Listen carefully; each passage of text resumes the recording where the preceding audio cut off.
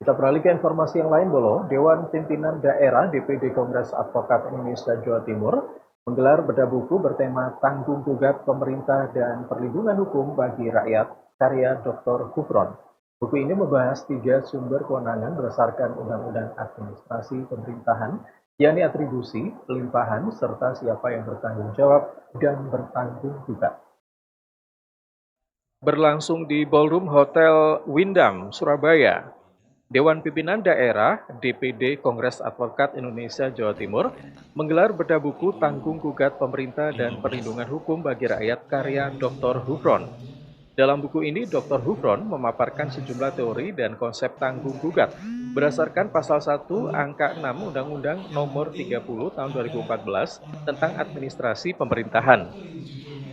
Dr. Gufron mengatakan ada 3 sumber kewenangan berdasarkan Undang-Undang Administrasi Pemerintahan, yakni atribusi, pelimpahan dalam hal ini delegasi dan mandat, serta siapa yang bertanggung jawab dan bertanggung gugat.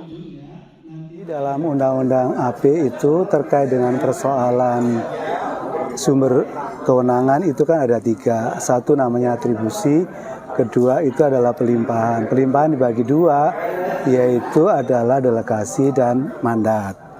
Ketika bicara soal kaitannya siapa yang bertanggung jawab dan bertanggung gugat, ternyata di pasal 1 angka 23 itu diatur. Kalau pemilik kewenangan beratribusi, maka adalah pemilik kewenangan itu yang digugat. Tadi saya cerita kalau presiden itu yang memiliki kewenangan pemerintahan, ya tentu yang digugat adalah presiden.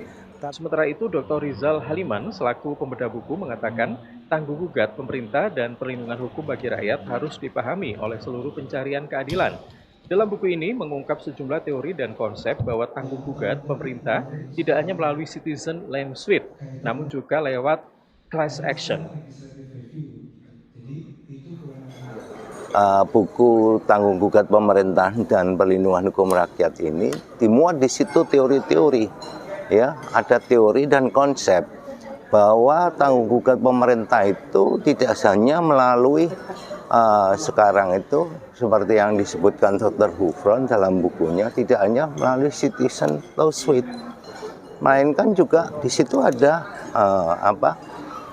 misalnya class action, ya.